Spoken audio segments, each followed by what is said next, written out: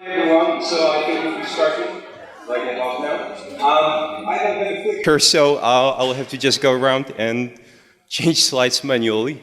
So sorry for that. Okay, so you all know what the talk is going to be about, but let's quickly go through a rough plan. So if somebody wants to, run away or was considering some other lecture, that's the way to go. Okay, so a couple of words about me.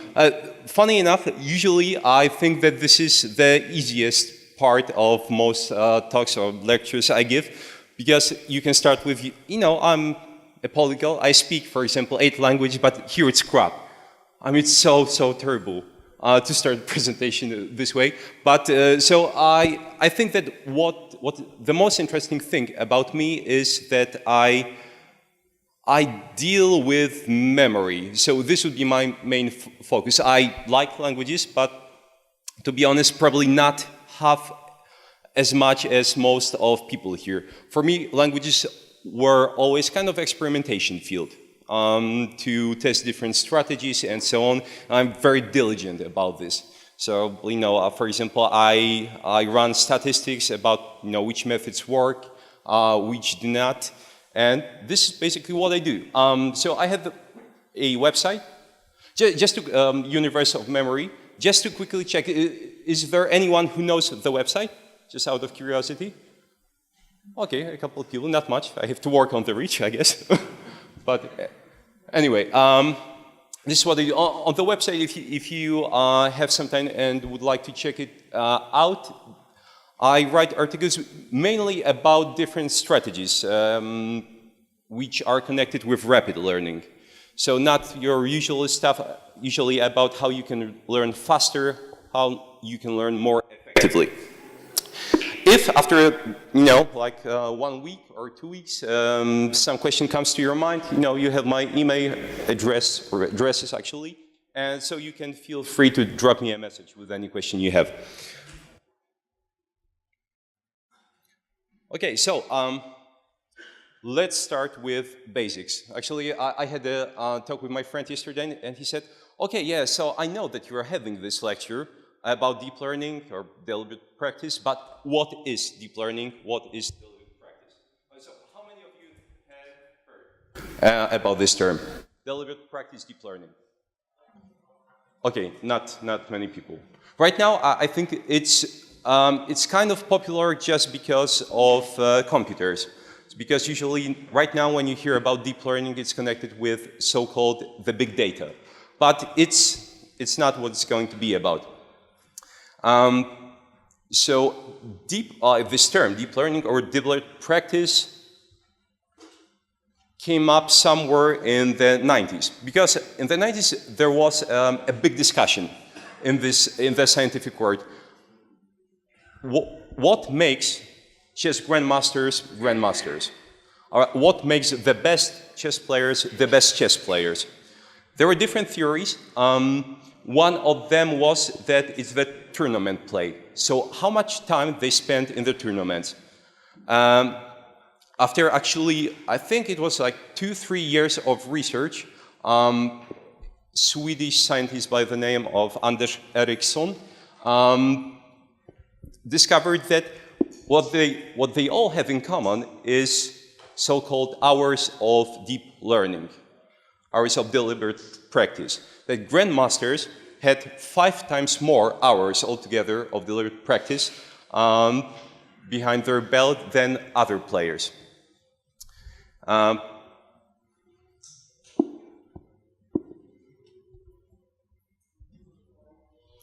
Okay, now let's dig some deeper. What is deep learning? What is deliberate practice? It's an activity designed typically by a teacher for the sole purpose of effectively improving specific aspects of an individual's performance. Basically what it means is that most of the time a teacher, a coach is concentrating on your weaknesses. So he's trying to discover what you're bad at and how we can improve this state of affairs. And it is I can tell you this, it is very, very effective. It's not very pleasant because it requires a lot of mental energy. Now, let's dig even deeper. So what are characteristics of deep learning? First of all, you need specific goal. This is why, for example, a teacher or a coach is very, very useful. Because, of course, you can set yourself a goal, but it's always better when somebody from the outside with a little bit different perspective does it. So you need a goal. It requires your full attention. So basically, if you decide that you are going to improve something, some part of your skill set, you have to concentrate fully on it. So you ignore all other things. Later, of course, we'll get how it applies specifically to different domains and then to grammar acquisition. It's energy devouring, but not time consuming. So this is, for me, the greatest thing about deep learning. Basically, it means that even by spending, let's say, 2 or 3 hours, you can make huge leaps when it comes to your learning. But at the cost of energy. It costs a lot of energy. From my own personal experience, I can tell you that if somebody is not used to learning this way, it might get tiring, even sometimes after 30 minutes. It's extremely effective, like I said, but let's skip this one. It gives you feedback. Of course, I mean, if you are concentrating fully on some skill, on improving some skill, some part of your skill set, you would like to know that you're doing something right. So you definitely need feedback once again. The coach or the teacher might come handy here. And actually, deep learning has been researched quite thoroughly. So there are hundreds upon hundreds of studies which span a lot of different domains. So it has been proven that deep learning is effective, for example, in auditing. Yes, you can obviously, apparently, improve your auditing skills. Chess playing, of course, computer programming, and so on, and so on, and so on. But what I discovered is that I have never seen, for example, use of deep learning, practical use of deep learning in the world of language learning. And before we get to the main part, I would like to show you some of the prime examples of what learning can help you achieve. Okay, so let's move back to chess playing. How many of you know Polyglot sisters? Okay, not a lot of people, but so let me quickly go through this one. So the Polyglot sisters are probably the most accomplished female chess players in the history of chess playing, especially the oldest of the sisters, Judith. And you can say that they were creative. It sounds kind of scary, but their parents were psychologists. And a father had this theory that there is no such thing as a talent. That basically it's all about work, it's all about deep learning. You know, how you actually use your time. And he decided to test this theory. And his decision was, okay, so what can I experiment on? Or what can I experiment with? And he said, okay, I'm quite good at chess playing. So I'm going to teach my kids how to play chess, you know, whoever it may be, a girl, a boy. And so it happened, as you can see, that they had only daughters, 3 of them. And they started teaching them at a crazy early age. I think they were starting about the age of 2. Which, like I said, it is kind of scary. Like a lot of people actually, when they hear it, like think about ruined childhood and so on. Because, I mean, these trainings, these chess trainings were taking, I think, 4 or 5 hours per day most of the time. And is it much? I would argue that it's not much. And what were the effects? This, I think, a very fascinating story. So, I will concentrate mainly on the middle sister and the oldest sister. So the oldest sister became a Grandmaster at the age of 15 and 4 months. And she was, I think, at the time, the youngest Grandmaster ever recorded. She was even younger than Bobby Fischer when he became Grandmaster. So a crazy accomplishment. And generally, even up to this day, I think she retired quite many years ago, but up to this day, she is the strongest female chess player ever recorded. And that's definitely something. But you can say, okay, well, this is one sister. What about the other one? So her sister, I'm pretty sure I forgot the name. I think it was Sarah. Became. Yes. I'm sorry, Zuza. Thank you for help. She became a Grandmaster also at the age of 15, but she was older than her sister Judith. So basically, they dominated the world of chess playing. The youngest, I think, became a Grandmaster, just to quickly, and this one at the age of 17. Oh yeah, Mozart. I think there is no arguing that he was a genius. But what a lot of people do not know that he started composing, or he started playing when he was about 3 years old. So by the time he was, I think, 12, he has already had behind his belt 10,000 hours of practice. And this number is quite important, because the psychologist, Erickson, discovered that what the most accomplished people in any domain have in common is that they all spend at least 10,000 hours, and usually of this deep work, deep learning, improving their skills. And it doesn't really matter how young they were when they started. The most important thing was this factor, 10,000 hours. And Mozart, like I said, at the age of 12, already had his 10,000 hours of work. And interestingly enough, this was the age when he started composing first masterpieces. So earlier, there were some compositions. A lot of people argue that they were actually created mostly by his father, who was a musician as well. But they were not that good. But after 10,000 hours, he suddenly became genius. And like I said, I'm air quoting this one because even though he was very young, he had a lot of practice, more practice than a lot of musicians get through most of their life. Oh yeah, John Grisham. How many of you know about John Grisham? Oh yeah, definitely more people than the Polyglot sisters. So once again, there's no arguing that he is a great writer. And what's interesting is his writing practice. So people like to think that, of course, writers, what do? They write, right? But his writing routine is very, very strange. Namely, he starts on 1st January. Every year, he starts writing a new book on 1st January. He locks himself in some small village. He always works in the same room, drinks the coffee from the same mug. Basically, this is his routine.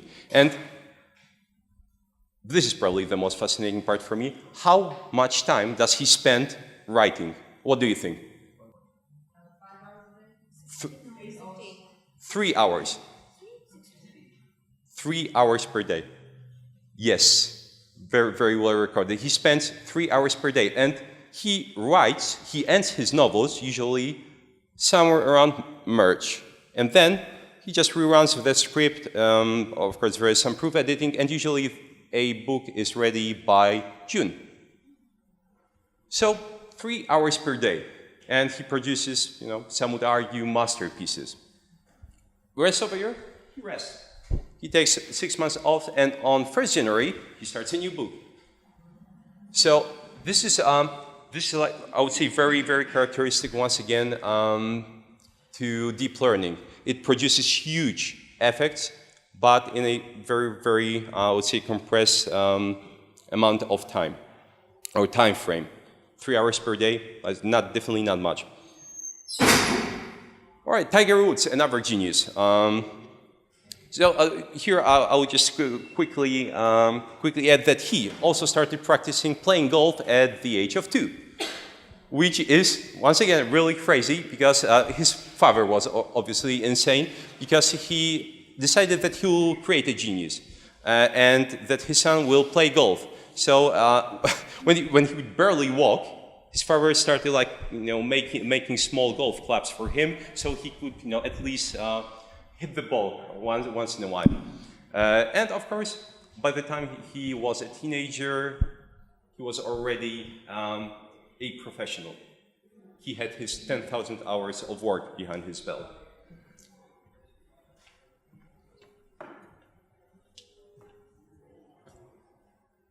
And let's get to grammar. So before we move on to the solution, at least the solution which I'm going to offer to you, which I use frequently with my students. So by the time I started using this method, most of my students, of course, they were advancing quickly. I think I was kind of satisfied with what they were doing. But, there are a lot of strange, for example, small grammar constructions which they are missing and which always drives teachers insane. But by the time I started using this, these problems disappeared in most of people. But let's start with why learning grammar is problematic. Maybe this is not the right audience, actually, because most of the time when people think about grammar, they just do not like it. They do not enjoy it. I do not enjoy it. This is for me, the necessary evil, just to start speaking, just to be perceived as maybe eloquent speaker. But it is difficult. And why it is difficult? First of all is, firstly, especially adult learners, but it's true actually for most of learners, they prioritize meaning over form. And this is kind of understandable, right? I mean, grammar is important, but vocabulary is importanter, you can say, because you need words to communicate, but I would argue that you don't really need grammar to communicate. At least you don't need good grammar. Basically, you can start even in case languages, you can start using raw word forms, and people will understand you as long as you are producing words quickly. So I will know what you mean, for example, if you say something to me in Polish, but you are, like I said, you're not really conjugating or using declination with anything. So this is the first problem. People pay attention to words, they ignore grammar most of the time. The smaller or the less frequently encountered grammar construction, the bigger the problem. So the more this construction is ignored. Okay, problems with feedback during classes. This is my probably favorite mistake because, of course, you need feedback, right? You need feedback to become a better learner. But what I think frequently people do not realize is feedback is very often not enough. It is important, but it's not enough. And why is it not enough? Because on average, as teachers, some of you are definitely teachers, you might correct your student, 30, 40, 50 times during 1 hour session. And I'm just actually speaking about some bigger mistakes. Because, of course, it doesn't make sense to correct every mistake. But even if you concentrate on the most important mistakes, still they get a lot of feedback. And what does it mean that a student gets a lot of feedback? It means that they do not remember most of the time what was corrected. And thus, usually the next lesson comes and you can relieve frustration of correcting your student again. It's like, okay, well, we actually have gone through it at least 10 times. You should say ba ba ba. But they do not remember. Our memory is very, very limited.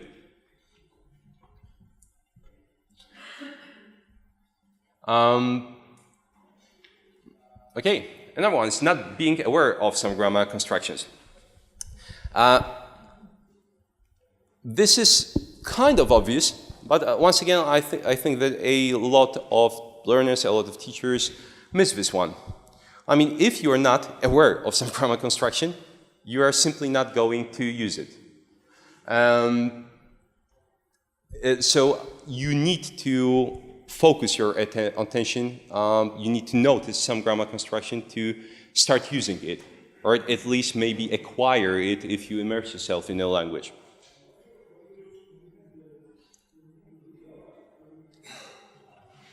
But there is a problem. Immersion is not enough. So I hear it a lot. And I can bet that you have heard it so many times. Immersion is solution, right? You should immerse yourself in a language, and then, by no time, you will start acquiring all the intricacies of the language. And this is simply not true. And why do we know it's not true? It has been known actually since the 60s that immersion simply doesn't guarantee that you will acquire native-like abilities. And the first, of course, this is like one of papers which have been written about this, but there are many, many more. Actually, like I said, in the 60s, there were a lot of experiments conducted on a group of French students. And these French students actually were very advanced. So they had full comprehension. They could understand about anything you threw their way. But interestingly enough, when they were being tested, after some immersion camp, which was, I think, 4 weeks long, and they were actually taught grammar as well, they did not show a lot of improvement, even though they were immersed in the language. They could understand it fully. So if you can understand it fully, theoretically, you should be able to just take it in, absorb it. But they did not. There were a lot of characteristics of French native speakers that they were missing. And the last one, simply a lot of people just don't know how to practice grammar. I mean, to be honest, if somebody doesn't have some kind of system to improve their grammar, very often it's, they use some random tactics and so on. It will take a lot of time to learn grammar. So even if you have, theoretically, from a scientific point of view, bad technique, or grammar learning system, it's still much, much better than having no system at all. Okay. And what is our main goal when we learn grammar? Actually, you can kind of break it down to some smaller chunks, to some smaller parts, to understand what we should concentrate on. And actually, the first part, like I said, is awareness. I mean, you have to make somebody aware of some grammar construction. If you're not a native speaker, there are a lot of things which you probably will be missing. I mean, even though I would say that English is very often more of the native tongue for me than Polish, I still mess up articles all the time. All the time. So this is something which I have never really concentrated on, but which I wasn't able so far to improve. Actually, the title of the presentation was corrected, because it was the deep learning, also known as the deliberate practice. And for me, it was it is kind of known technique, so I guess the should be appropriate. But a native speaker said no, you can't use the. But it's known. This is the deliberate practice. No, it's not. Okay. Okay. So first you're aware, and then you get to a cognitive stage. So here, this is the stage when you kind of remember just maybe bits and pieces of some grammar construction. So for example, if we concentrate on pronouns in English, you would probably know that it's me, that's you, her, his, but it would take you just a long time to, or at least just a little bit to recall this information. So, but here at least you are slowly struggling. You are building your knowledge, you're practicing it. Then you get to the associative stage. Here, you are using this information, this grammar construction much faster. You are definitely more confident, but I think all of you know this feeling that sometimes when you speak with other, for example, native speakers, you just can't use this grammar construction very fast. I mean, if you give it a second, you will, but it's just not very fast. And then you get to the last stage, autonomous stage. And at this stage, you are basically fluent in this construction. So you can use it very fast. You can use it in every emotional state. For example, if you're sleepy, if you're angry, if you're just a little bit tipsy, you are able to do it. Okay, so we know what's our goal. Our goal is to go through all these stages for a given grammar construction as fast as it's only possible. Now, we'll get to why I am using actually Anki to do it. You may use something else. Actually, if you are against using such programs, use flashcards. And why Anki? There are quite many advantages. It's open source. It's not going to disappear. I don't like other programs simply because very often they are paid. I mean, I have no guarantee that suddenly they won't disappear and they will take all my data, all my words, and so on. But Anki is open source. What's more, this habit which many of you already have, probably. How many of you use Anki? Oh yeah, so a lot of people. So it might come here. If you do not use it, I definitely recommend it.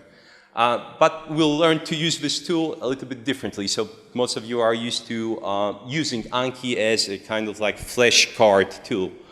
So you see a word, you answer it, and you go on. It's so much more. It decreases your mental load. Because what Anki does is basically it utilizes so-called Ebbinghaus curve, forgetting curve, to optimize your repetitions. And actually, it's great when you optimize your repetitions for grammar acquisition, because then your grammar acquisition becomes much, much faster, even for a very small grammar constructions. And if you use, like I said, if you use Anki daily, this would be like a constant reminder to keep on practicing these grammar constructions. Because you will see, for example, in your deck that, okay, in my grammar deck, there are like 10 things to do. And this is most of the time something which we don't have in our daily lives. We don't have like someone, yes? Can you use Anki to learn any language, or is it limited? No, you can learn it to, you can use it to learn any language. Okay. So, like I said, it's something which we don't have mostly in our lives. So you don't really have this like reminder, like, nagging mom who tells you like, well, have you practiced this construction today? And Anki actually plays this function. It's very, very useful. Okay, now, hey, good stuff, or not? Yes? It works with Memrise too, right? You could use it. I mean, to be honest, I'm not that familiar with Memrise. I used it years ago. But if you can create your own flashcard, I think you can, right? Yeah. Yeah, then it will work.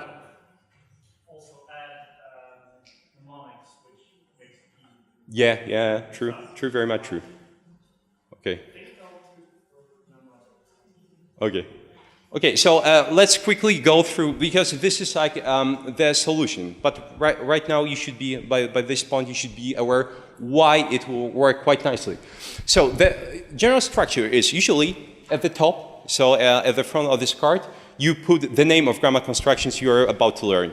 Very easy to do, just open a grammar book. If there is some construction you have been hating for a long time, put it there, so you know what you're practicing. Then you put some formula, how you build this construction. Like, this would be very useful. Then put some example too. You may put more. I usually don't put, most of the time, more than one example. So you know practically how, for example, native speaker use this construction. And then at the very bottom, like, you use this part of the flashcard to write down sentences. Every time this card pops up, you should start writing down sentences. How many? Usually, I recommend that you write at least 10. So you already know how to use this grammar construction. You know how it is, how you build it, and so on. And here, you are forced to use it. Build 10 sentences. Well, if you're more hardcore or more diligent, go for 15. Go for 20. Go for 30 if it's like really some pesky construction. But I would not suggest going below 10.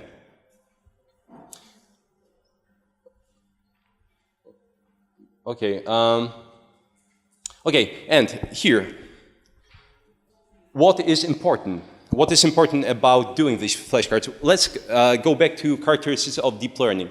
So it requires your full attention, right? So here the goal is to only concentrate on the grammar construction you are learning. So don't worry if you are building some sentence and you mess up everything else, because it's not important. Right now, you are practicing this grammar construction.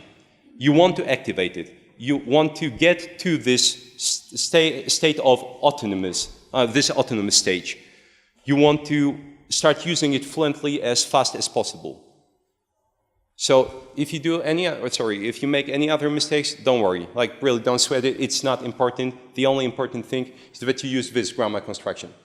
If you have some large grammar constructions, for example, you know, you have singular form, you have plural form, usually I suggest you break it down to more flashcards.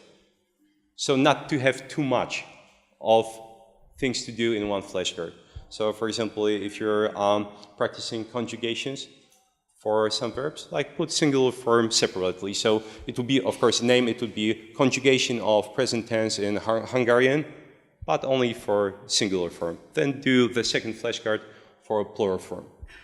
Be consistent, but that's, I think, pretty obvious. And here, the last one, like I said, it concerns the number of repetitions. So most of the time, I would say, don't go below 10, but the truth is you should adjust the number of sentences you build using this grammar construction to the perceived level of difficulty. Sometimes the construction might be easy, right? So then I wouldn't see really a point in doing it a lot of times. But if it's easy, okay. You know, maybe build 5 sentences. Okay, and so practical example.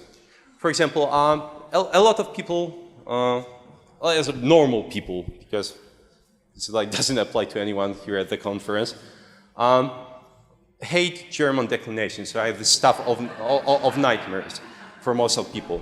So how can you apply it, for example? How can you apply this strategy to learning declinations? So you can see here, I've actually have taken only a small part of declination table, this there, right? And I'm here, I gave myself 2 examples, and below I started writing some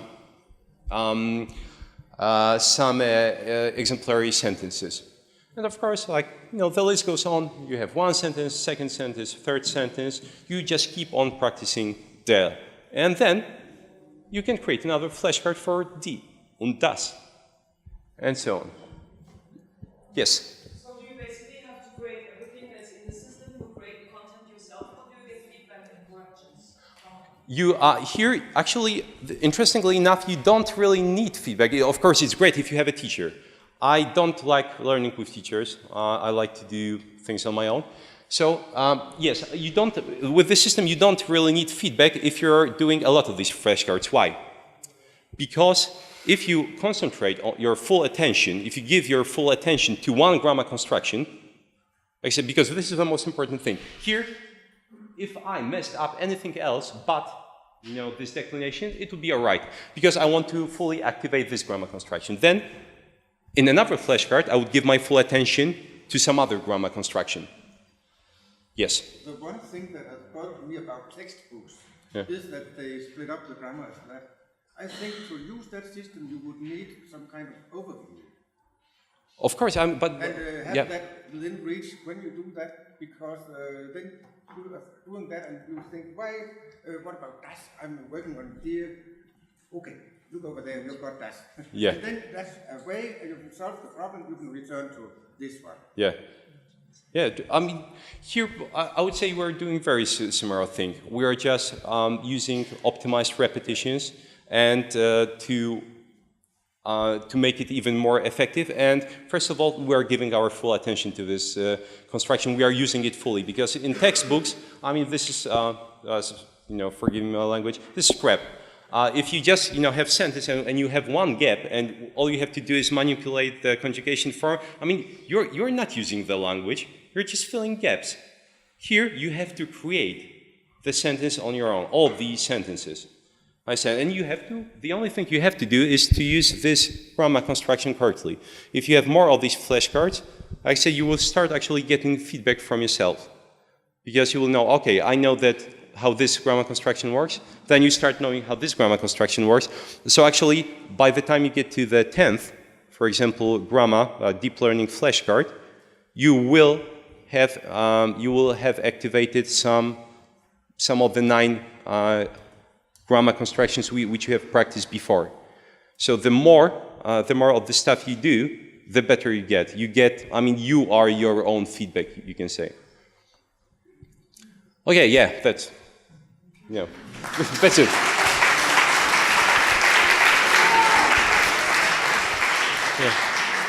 Okay, so we have 2 minutes. Any questions? Yes.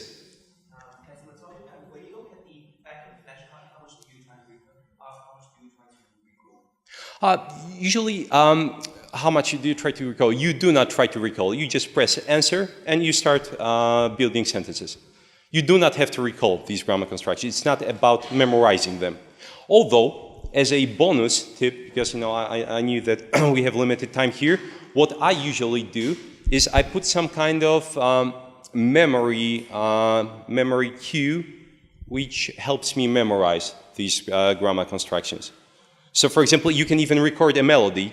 For example, you can choose some stupid melody, and then you said, for example, and so on. And, because, yeah, it can help you to remember it better. Okay? Yes? I'm going to give you the mic.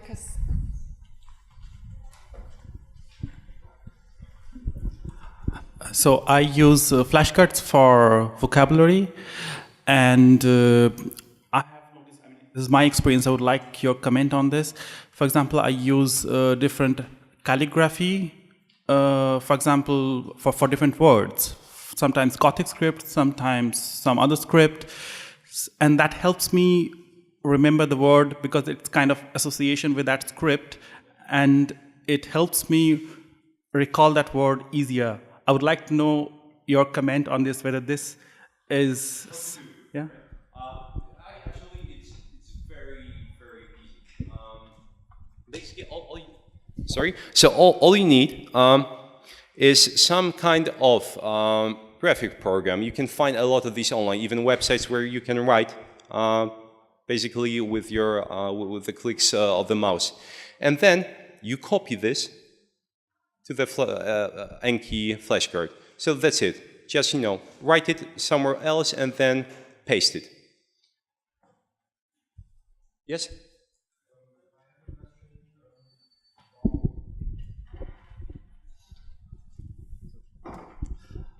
I have a question. In Duolingo, you have full sentences, which test also if the sentence you enter is correct, and you are tested against multiple grammatical phenomena.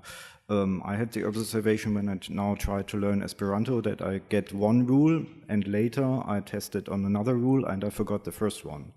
And what's your opinion about using such a tool? First of all, I don't like that. So it's not sponsored, so I can say I dislike Duolingo so much. It's not just it's fun learning tool, but I would just consider it fun. I wouldn't consider it real learning. Once again, like real learning for me, this is this stuff. You don't need much time to do it, but it costs you quite much energy. But here, if you're tested against multiple grammar constructions, I'd say that's great. It has its value, but the problem is once again with feedback, right? If I correct you on too many things, you simply do not know what to concentrate on, and this is the problem for me. That most people they could easily improve some grammar construction. They just don't know exactly. Maybe don't have a system, don't have the knowledge how to concentrate on this one. Because if you get this one right, for example, if you learn it, then you can get, you will always use it more or less correctly in other sentences. So it's better to use it one by one. Yeah, and yeah, but one thing that you have to say anything about space Oh yeah, this is actually one. Yeah. So this is the last question. So if you want to ask me some question, I'll be here for the next 15 minutes. Okay. So yes. Actually, once again, like there are actually not that many secrets, I think, when it comes to language learning. If you look at science, so usually when somebody has some opinion but doesn't have like facts, I would say ask this person like why do you think it works? And spaced repetition is one of the most widely researched things in memory, and it is terribly effective. I would say you're doing a great disfavor if you're not using it. So yes, go for spaced learning in any form or shape. Recommend a website to people, please, if you mind. There's a website in the United States. It's called thelearningscientist.com. Thelearningscientist.com. Very, very good on lots of these techniques, especially on spaced learning. Okay. Okay. So the learning scientist. Thelearningscientist.com. It's run by 4 women professors in the United States. Okay. Yeah, so go check it out. Thelearningscientist.com. Okay. Thank you very much.